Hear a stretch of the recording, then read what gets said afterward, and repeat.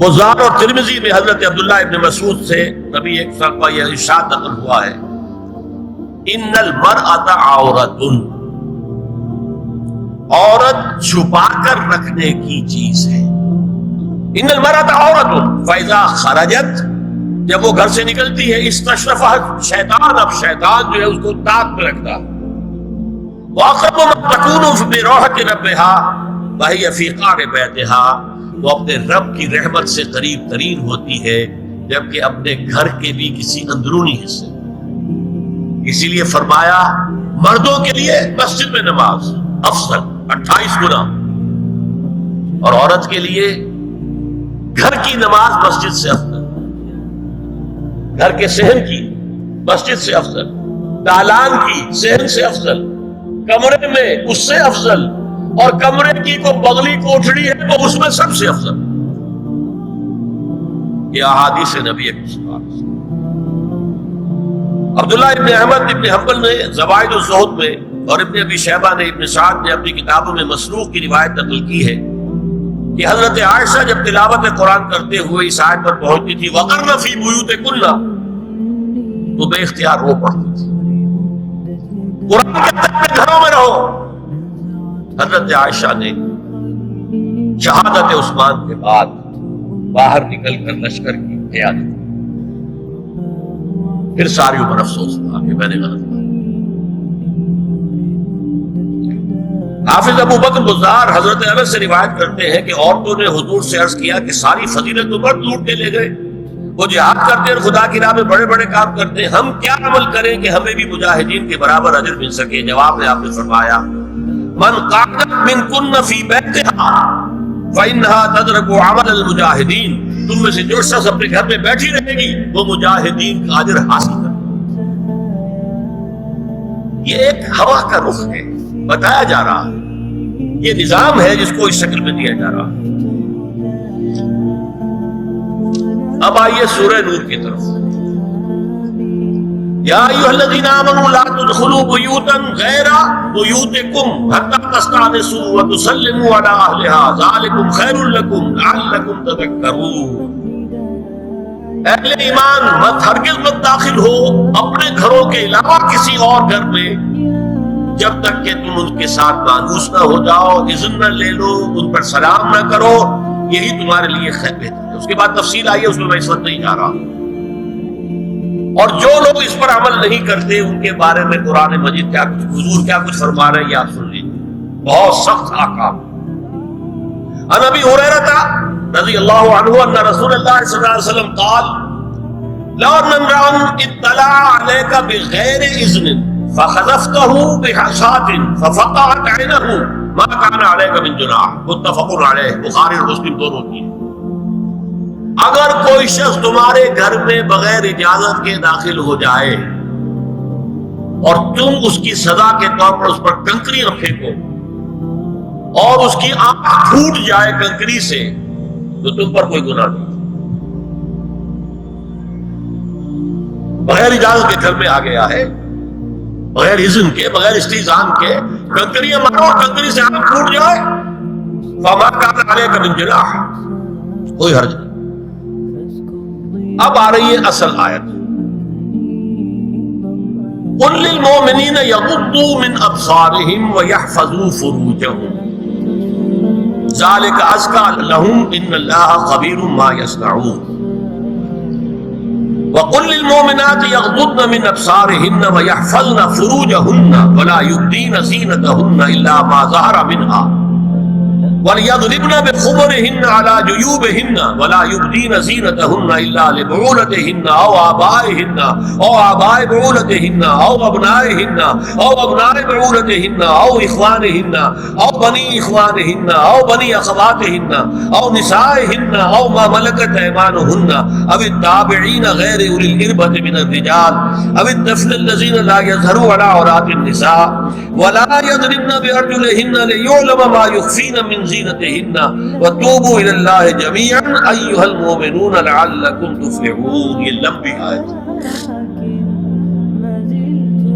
اہل ایمان، اے نبی کہہ دیجئے اہل ایمان مردوں سے اپنی نگاہیں نیچی رکھا کریں، اور اپنی شرمگاہوں کی حفاظت کریں، یہی ان کے لیے زیادہ پاکیزہ عمل ہے۔ ان اللہ خبیر بما یصنعون، اور جو کچھ وہ کر رہے ہیں اللہ اس سے واقف ہے۔ وَقُلْ لِلْمُؤْمِنَاتِ يَغْضُضْنَ مِنْ أَبْصَارِهِنَّ، اور مومن عورتوں سے بھی کہہ دیجئے کہ وہ اپنی نگاہیں جو ہے نیچی رکھا کریں، وَيَحْفَظْنَ فُرُوجَهُنَّ، اپنی شرمگاہوں کی حفاظت کریں، وَلَا يُبْدِينَ زِينَتَهُنَّ إِلَّا مَا ظَهَرَ مِنْهَا، اور اپنی زینت کو ظاہر نہ کیا کریں سوائے اس کے کہ جو بالکل ظاہر ہو جائے۔ قُلْ لِلْمُؤْمِنِينَ يَغُضُّوا مِنْ أَبْصَارِهِمْ وَيَحْفَظُوا فُرُوجَهُمْ ذَلِكَ أَزْكَىٰ لَهُمْ إِنَّ اللَّهَ خَبِيرٌ بِمَا يَصْنَعُونَ۔ نوٹ کر لیجئے کہ یہ کہاں ہو رہا ہے؟ گھر میں داخلے کے بعد، گھر میں داخلہ اجازت سے، اور داخلہ ہوگا صرف محرموں کا، گھر کے اندر جو ہے وہ نامحرم تو نہیں آئے گا، یہ میں آگے بیان کر رہا ہوں۔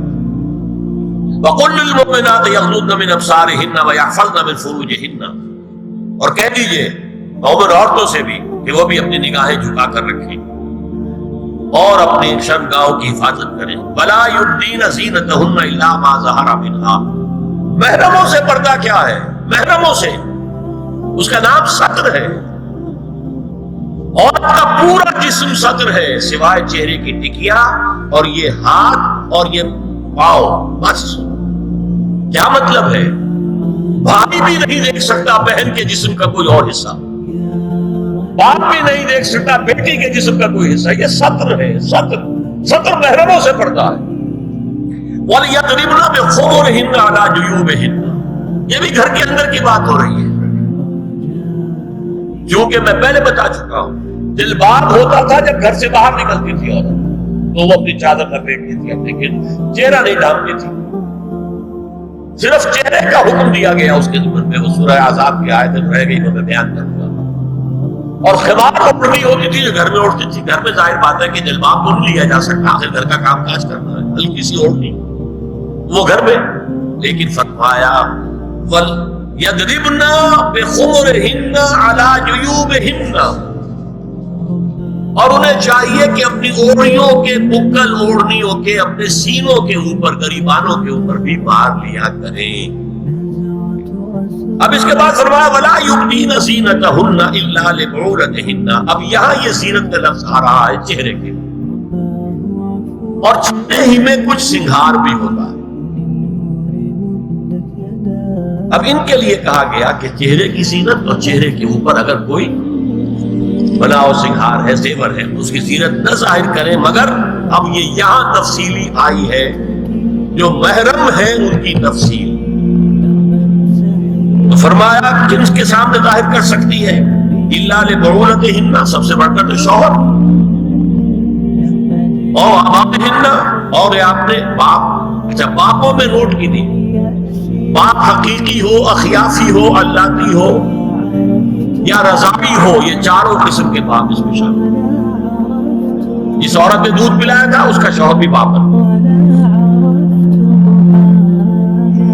اور آبائے بعولتہن، اپنے شوہروں کے باپ، یا ابنائہن، ان کے اپنے بیٹے، بیٹوں میں بھی آئیں گے چاروں، اللتی، اخیافی، عینی اور رضاعی، او ابنائے بعولتہن، اور اپنے شوہروں کے بیٹے، ہو سکتا ہے شوہروں کی اور بیویاں بھی ہوں، ان کے بیٹے بھی، جو ستیلے بیٹے ہیں وہ بھی محرم، ان سے کسی شکل میں کبھی شادی نہیں ہو سکتی۔ او اخوانہن، یا ان کے بھائی، او ابنائہن، یا اپنے بیٹے، او ابنائے بعولتہن، یا اپنے شوہروں کے بیٹے، او اخوانہن، یا اپنے بھائی، او بنی اخوانہن، یا اپنے بھائیوں کے بیٹے، او بنی اخواتہن، اپنا بھتیجا، اپنا بھتیجا، شوہر کا بھتیجا نہیں، اپنا بھتیجا محرم ہے، اپنا بھانجا محرم ہے، شوہر کا بھانجا محرم نہیں ہے۔ او نسائہن، یا ان کی عورتیں، اپنی عورتیں، جان پہچان کی عورتیں، او ما ملکت ایمانہن، یا جو ان کے داہنے ہاتھوں کی ملکیت، باندیاں، غلام۔ اس میں عرض کر چکا ہوں کہ اس میں کافی اختلافات ہیں، یہ بھی ہے کہ اس سے مراد صرف باندیاں ہیں، غلام مرد ہیں، یہ بھی ہے کہ مرد بھی ہے، اور یہ بھی ہے کہ مرد جب تک کہ وہ بالغ ہو، لیکن میں اس بحث میں یہاں نہیں جانا چاہتا، یہ پھر فقہ کی بحث ہو جائے گی۔ اب التابعین غیر اولی الارباح، کچھ ایسے لوگ بھی ہوتے ہیں، کوئی کسی کے گھر میں تو اندھا آدمی رہ رہا ہے، یا کوئی اور کسی وجہ سے مریض ہے، اسے آپ نے بنا کے رکھی ہے، انہیں عورتوں سے کوئی سروکار نہیں۔ اب الطفل الذین لم یظہروا علی عورات النساء، یا وہ بچے کہ جن پر ابھی عورتوں کے پوشیدہ حالات واضح ہی نہیں ہے، پتہ ہی نہیں ہے، ابھی انہیں جنس کا کوئی احساس ہی نہیں۔ یہ ہے فہرست جو دی گئی ہے کہ جن کے سامنے عورت کھلے چہرے کے ساتھ اور اپنی جو اضافی زینت بھی ہو، کوئی زیور وغیرہ یا کوئی بھی سرما وغیرہ ڈالا ہوا ہے یا کوئی سرخی کو لگائی ہے معمولی سی، اس کے ساتھ آ سکتی ہے، اور یہ وہ رشتے ہیں کہ جن سے کسی حالت میں بھی نکاح نہیں۔ آگے سنیے، وَلَا يَضْرِبْنَ بِأَرْجُلِهِنَّ لِيُعْلَمَ مَا يُخْفِينَ مِنْ زِينَتِهِنَّ، اور چلتے ہوئے اپنے پاؤں زور سے نہ مارے کہ ان کی زینت ظاہر ہو جائے۔ اگر کوئی پازیب پہنی ہوئی ہے، کوئی جنو وغیرہ ہے، اب اگر پاؤں مار کر چلے گی تو خواہ ذہن جائے گا بیٹھے ہوئے کا کہ وہ خاتون جائے گی۔ یہاں تک اس کے علاوہ یہ بھی ہے، تعطر کے بارے میں فرمایا ہے کہ اگر عطر لگا کر کوئی عورت گھر سے نکلی ہے، اذا استعارت المرأة فمرت على القوم ليجدوا ريحها فهي كذا وكذا قال قولا شديدا۔ اس ابو داؤد کی روایت حضور نے فرمایا جب کوئی عورت عطر لگا کر، خوشبو لگا کر نکلتی ہے کہ لوگ اس کی خوشبو سونگیں یا اس کو اوپر مطلع ہو جائیں تو ایسی ہے ایسی ہے، بہت سخت الفاظ حضور نے استعمال کیے کہ جس کو راوی نے نقل نہیں کیا۔ عورت کے لیے خوشبو، عورت کی آواز کا پردہ ہے۔ اب دیکھیے کس حد تک نماز میں اس وقت عورتیں بھی شریک ہوتی تھی، اگرچہ حضور نے فرمایا مردوں کی صف بہترین سب سے آگے والی ہے اور سب سے بری صف سب سے پیچھے ہے، کیونکہ اس کے پیچھے پھر عورتوں کی صف ہوتی تھی، اور عورتوں کے لیے سب سے اچھی صف سب سے پچھلی والی ہے اور سب سے بری سب سے آگے والی ہے۔ سب سے آگے والوں کے سامنے پھر مرد ہوتے تھے، ان کی پشت ہوتی تھی۔ تو اسی طریقے سے اگر غلطی کی ہے تو مرد جو ہے کہے گا سبحان اللہ، امام سے غلطی ہو گئی ہے، مرد کیا کہے گا؟ سبحان اللہ۔ عورت کیا کرے گی؟ اپنے ایک ہاتھ کے پشت پر اپنا ہاتھ مارے گی، اپنی آوازیں نکالنے، آواز کا پردہ، چھونے کا پردہ یہاں تک ہے کہ حضور نے کبھی کسی عورت سے ہاتھ نہیں ملایا، اور آپ جب بیٹھ بھی لیتے تھے تو بس زبانی الفاظ کہلوائے اور کہا ٹھیک ہے بیعت ہو گئی، یا ایک کپڑا پکڑا، اس کا ایک سرا اپنے ہاتھ میں دوسرا سرا خاتون کے ہاتھ، یا ایک کشت کے اندر پانی بھرا، اس میں ایک طرف اس نے انگلیاں ڈال لی اور ایک طرف انگلی۔